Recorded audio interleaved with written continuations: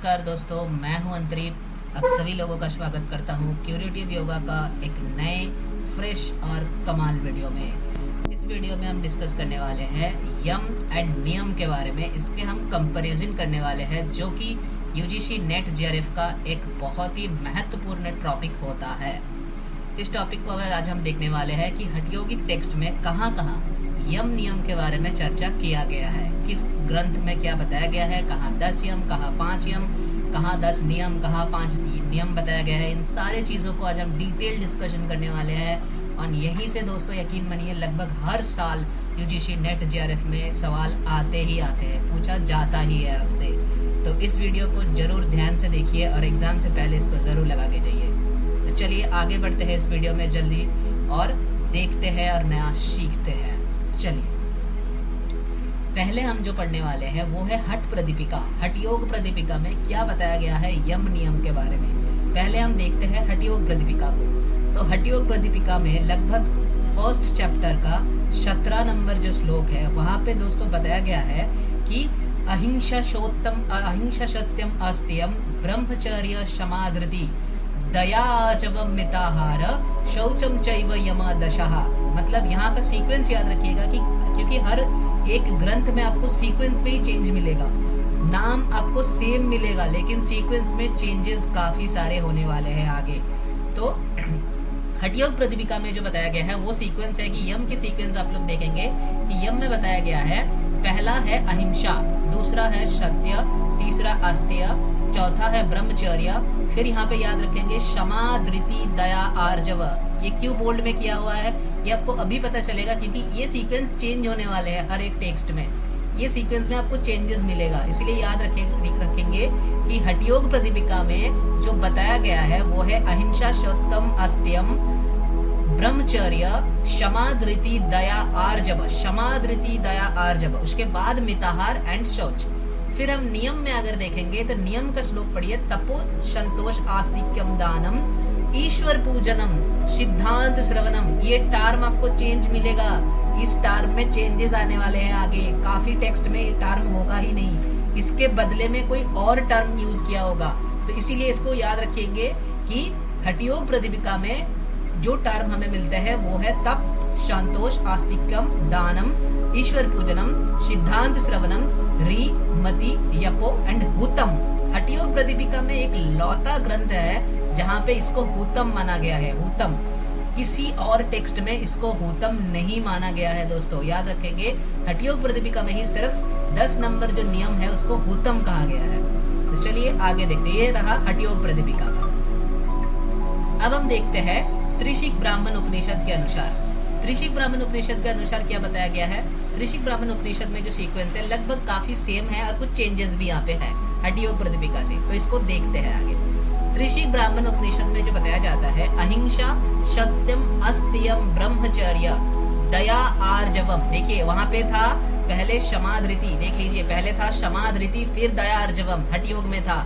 यहाँ पे दया आर्जवम फिर क्षमाधृति आते हैं, पहले है दया फिर आर्जव फिर क्षमा फिर धृति। ये सीक्वेंस चेंज है इसीलिए इसको बोल्ड में रखा हुआ है। यही पोर्शन है जो आपको हर चीज हर वक्त आपको ये याद रखने वाला है क्योंकि क्वेश्चन इसी में पूछा जाता है, इसी से क्वेश्चन पूछा जाता है। क्योंकि एग्जामिनर को भी पता होता है कि बच्चे पढ़ के एग्जाम देने के लिए आ रहे हैं, एग्जामिनर को भी ये पता है। तो इसलिए आपको स्मार्ट स्टडी करना पड़ता है, जिसलिए हम ये सारे के सारे कंपैरिजन वीडियो आगे आपके सामने लेके आने वाले हैं दोस्तों। तो देख लीजिए यहाँ पे है दया आर्जव क्षमा धृति फिर मिताहार शौच, ये सेम है, बाकी पूरा का पूरा यम सेम है। फिर हम देखते हैं कि नियम के बारे में। नियम में क्या बताया जाता है, तप संतुष्ट तपो संतोष आस्तिक्यम दानम, इतना तक सेम है। तपो संतोष आस्तिक्यम दानम ये सेम है हठयोग प्रदीपिका में। हठयोग प्रदीपिका में कहा जाता है यहाँ पे ईश्वर पूजनम कहते हैं और त्रिशिक ब्राह्मण में आपको बदल दिया गया, वो बताया गया है हरि आराधना। हरि आराधनम देख लीजिए, हरि आराधनम दानम आराधनम, दान के बाद क्या है हरि आराधनम, हरे यानी कि हरि आराधना। फिर वेदांत श्रवणम, वहां पे था सिद्धांत श्रवणम, हठयोग में था सिद्धांत श्रवणम, यहाँ पे है वेदांत श्रवणम, इसको याद रखेंगे वेदांत श्रवणम। फिर री मति जप, ये तीनों सेम है, री मति जपो। फिर लास्ट में वहां पे था हुतम, इसको आप ऐसे याद रख सकते हो, हठयोग ह से हुतम, और बाकी सारे के सारे टेक्स्ट में जहां पे आपको 10 यम मिलने वाले, 10 नियम मिलने वाले हैं, सारे के सारे टेक्स्ट में आपको व्रतम बताया जाएगा। तो यहाँ पे है व्रतम। ये रहा आपका त्रिशिक ब्राह्मण उपनिषद के अनुसार। आगे देखते हैं वशिष्ठ संहिता के अनुसार क्या है 10 यम और क्या है 10 नियम। तो वशिष्ठ संहिता में जो बताया गया है, अहिंसा सत्यम अस्तेय ब्रह्मचर्यम धृति क्षमा, यहाँ पे सीक्वेंस बदल दिया गया। हठ योग में था क्षमा धृति दया आर्जव, यहाँ पे सिर्फ इन दोनों को बदला गया है, इन दोनों को बदल दिया गया है। पहले धृति को रखा गया है, फिर क्षमा को रखा गया है। हठ योग में था क्षमा धृति। इसको याद रखना दोस्तों, क्योंकि इसी जगह में हम एग्जाम प्रेशर में गलती करके आते हैं। एग्जाम में इतना प्रेशर होता है कि यही जगह हम गलती करके आते हैं। तो इसको हर बार पढ़ के जाना, चाहे तो ये स्क्रीनशॉट लेके, ये चैट लेकर आप अपने पास रख लेना एक, ताकि आपको एग्जाम टाइम में भी इसको सोचना ना पड़े, देखना ना पड़े, आप इसको आसानी से कर सकते हो। ठीक है, बाकी सारे के सारे यम सेम है। अहिंसा सत्य अस्तेय ब्रह्मचर्य धृति क्षमा दया आर्जव मिताहार शौच, सारे के सारे सेम है। बस धृति क्षमा ये सीक्वेंस बदल दिया गया। फिर नियम में देखते हैं, नियम में सारे के सारे सेम है, हठ योग के अकॉर्डिंग ही है। तप संतोष आस्तिकम दानम ईश्वर पूजनम, यहाँ पे भी हठ योग के मतलब से सेम है। ईश्वर पूजनम सिद्धांत श्रवणम, ये हठ योग में बताया गया है। री मति जपो, वहां पे था हुतम, यहाँ पे खाली चेंज है व्रतम, वहां पे था हुतम, यहाँ पे है व्रतम। बाकी सारे के सारे नियम सेम है अकॉर्डिंग टू हठ योग प्रतिपिका। अकॉर्डिंग टू हठ योग प्रतिपिका वशिष्ठ संहिता के सारे नियम सेम होते हैं, सिर्फ हुतम की जगह व्रतम कहा जाता है। और यम में अगर आप देखेंगे हठ योग प्रतिपिका के साथ कंपेयर करेंगे तो धृति क्षमा यहाँ पे वशिष्ठ संहिता में कहते हैं और हठ योग में कहते हैं क्षमा धृति, बस इतना सा फर्क है। बाकी सारा का सारा सेम है, यहाँ पे सारा का सारा सेम है। हमने सारे श्लोक भी मेंशन कर रखे हैं, अगर आप चाहे तो श्लोक से चेक कर सकते हो, अगर आप चाहे तो श्लोक को भी याद कर सकते हो। लेकिन इसको सीक्वेंस में याद रखना जरूरी है, क्योंकि सीक्वेंस में पूछा जाता है एग्जाम में। बहुत से बच्चे पूछते हैं कि सर सीक्वेंस में पढ़े या फिर इसको ऐसे ही याद रखें। नहीं, इसको सीक्वेंस में याद रखना ही पड़ेगा आपको, क्योंकि सीक्वेंस ही पूछा जाता है एग्जाम में। एग्जामिनर को भी पता होता है कि बच्चे पढ़ के आते हैं, लेकिन सीक्वेंस याद नहीं रहता, इसीलिए सीक्वेंस से पूछा जाता है। तो सीक्वेंस मस्ट याद करना। ओके, नेक्स्ट आते हैं शिव संहिता। शिव संहिता में दोस्तों काफी कंफ्यूजन होता है लोगों को कि शिव संहिता में तो यम नियम बताया नहीं गया, और ये ना पूछा गया है एग्जाम में, ये एग्जाम में पूछा गया है कि बताओ शिव संहिता के अनुसार नियम कौन से हैं।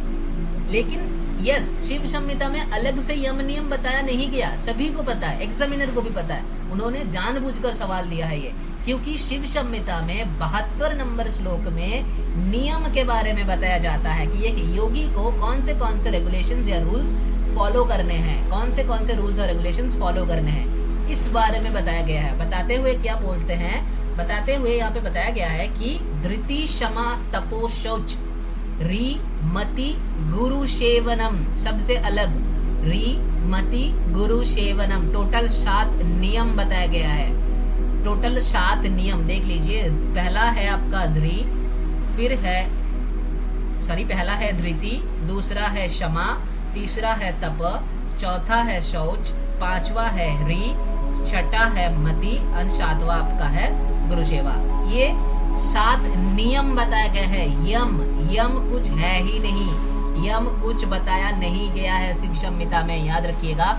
लेकिन नियम बताया गया है और इसको अलग से यम नियम करके नहीं बताया गया, इसीलिए ये पढ़ते नहीं है बच्चे और सवाल एग्जामिनर यहीं से करते हैं। इसको याद रखना, 7 नियम के बारे में बताया गया है शिव संहिता में, और ये पूछा गया है PYQs में, UGC NET JRF PYQ में ये पूछा जा चुका है, तो ये बहुत इंपॉर्टेंट एरिया है।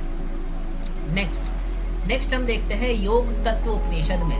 दोस्तों, योग तत्व उपनिषद में यम नियम के बारे में बताया तो गया है, लेकिन यहाँ पे ना तो बताया गया है कितने यम है, ना तो ये बताया गया है कि कितने नियम है, ना तो यम के बारे में कुछ बताया गया, 10 यम 10 नियम कुछ नहीं बताया गया। सिर्फ चर्चा किया गया है कि यम नियम के बारे में, कि यम नियम है, ये चर्चा किया गया। कहाँ पे? जैसे हमें पता है कि योग तत्व उपनिषद में 4 योग के बारे में बताया जाता है, मंत्र योग, लय योग, हठ योग एंड राज योग।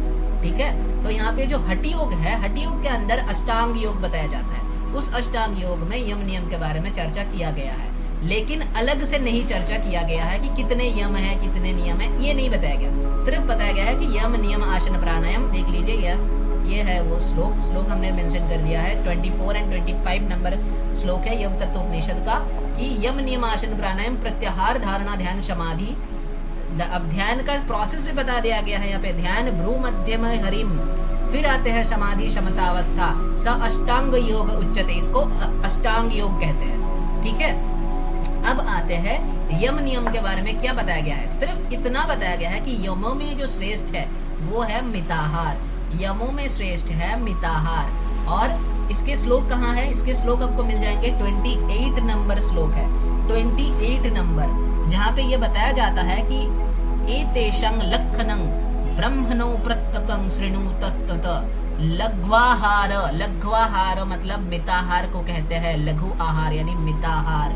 लघ्वाहार यमेश्वेको मुख्या भवति नेतरः, मतलब यमों में ये मुख्य है, मुख्य मतलब प्रधान है, श्रेष्ठ है, इसको बताया गया है मिताहार को। और फिर अगर नियम को देखेंगे तो नियम में बताया जाता है श्रेष्ठ कौन है, अहिंसा, नियमों में श्रेष्ठ है अहिंसा।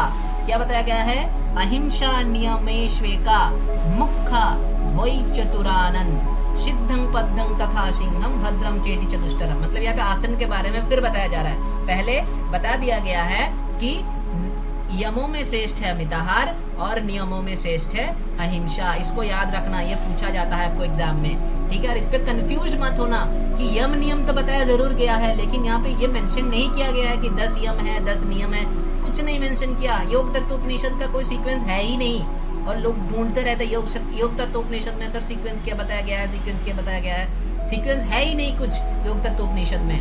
तो इसको याद रखना, यहाँ पे 2 श्रेष्ठ बताया गया है, यमों में श्रेष्ठ है मिताहार और नियमों में श्रेष्ठ है अहिंसा।